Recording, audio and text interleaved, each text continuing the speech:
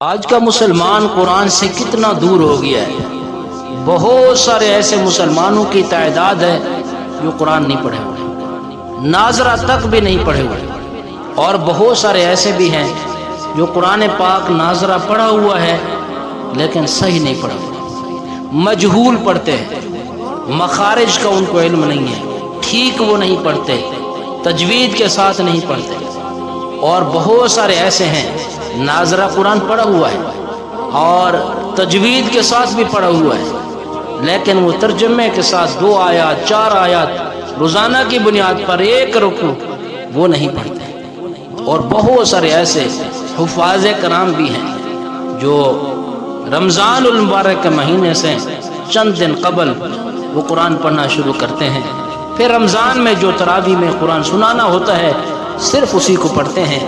پورا سال ان کو بھی قرآن پڑھنا نصیب نہیں ہوتا۔ کیسے ہم مسلمان ہیں؟ میری گزارش ہے ان نوجوانوں سے، ان مسلمانوں سے جو قرآن پاک بالکل نہیں پڑھے ہوئے، آج سے پڑھنا شروع کر۔ نبی کریم صلی اللہ علیہ وسلم نے جب اعلان نبوت فرمایا، آپ پر قرآن کا نزول ہوا، 40 سال کی عمر تھی، اور حضور علیہ السلام کے صحابہ میں بہت سارے ایسے صحابہ بھی ہیں جو عمر کے لحاظ سے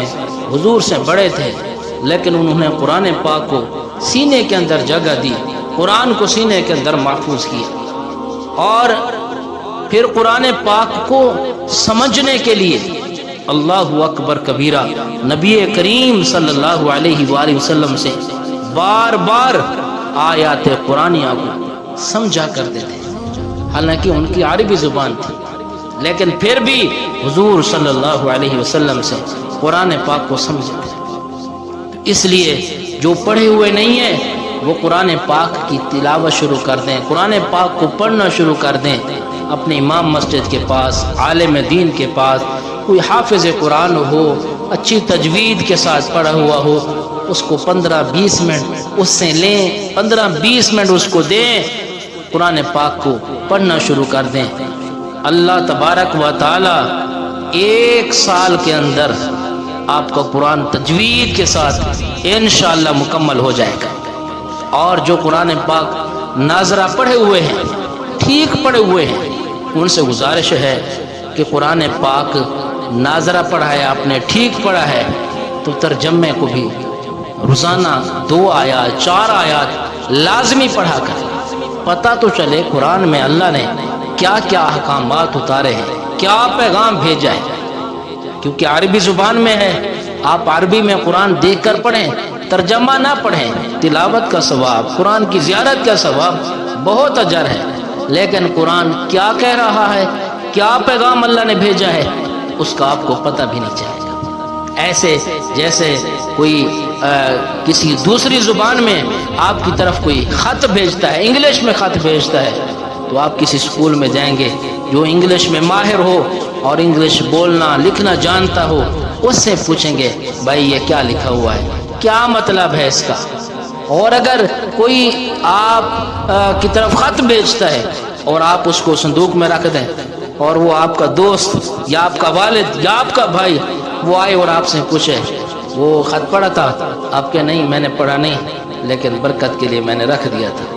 تو قیامت کا دن ہو اور اللہ پاک پوچھیں قرآن پاک میں نے بھیجا تھا، کتنا پڑھا، کتنی تلاوت کی، کیا کیا میں نے کہا تھا، تو آپ کہیں کہ ہمیں تو پتہ ہی نہیں۔ تو آسان ترجمے مفتی تقی عثمانی صاحب کا بھی ہے، اور اسی طرح اور بہت سارے قرآن پاک کے عام فہم زبان کے اندر بھی الحمدللہ تراجم چھپ چکے ہیں، تو آپ قرآن پاک کو ترجمے کے ساتھ بھی تھوڑا تھوڑا پڑھنا شروع کر دیں، اس کی اپنی برکات ہے۔ اور جو حفاظ کرام ہیں ان سے بھی گزارش ہے کہ قرآن پاک کی روزانہ آپ کم از کم 3 پارے، ورنہ 2 سپارے، 1 سپارہ تو ہر حال کے اندر آپ کیا ہے وہ پڑھا کریں،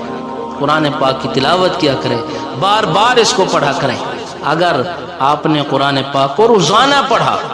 تو آپ کو رمضان کے اندر بھی یہ مشکل نہیں پیش ہوگی کہ آپ کو منزل کمزور ہو گئی ہے، آپ کو تراویح میں غلطیاں آتی ہیں۔ اس لیے قرآن پاک کے ساتھ اپنا تعلق جوڑیے، جو بالکل نہیں پڑھے ہوئے وہ قرآن کو سیکھنا شروع کر دیں، جو پڑھے ہوئے ہیں وہ تجویز سے پڑھنا شروع کر دیں، تو جو تجویز کے ساتھ پڑھے ہوئے ہیں وہ ترجمہ پڑھنا شروع کر دیں، اور جو حفاظ کرام ہیں وہ کیا کریں، روزانہ قرآن پاک کی تلاوت کا معمول بنا لیں۔ اللہ پاک آپ کو دنیاوی عزتوں سے بھی مالا مال فرمائیں گے، اخروی عزتوں سے بھی اللہ پاک مالا مال فرمائیں گے۔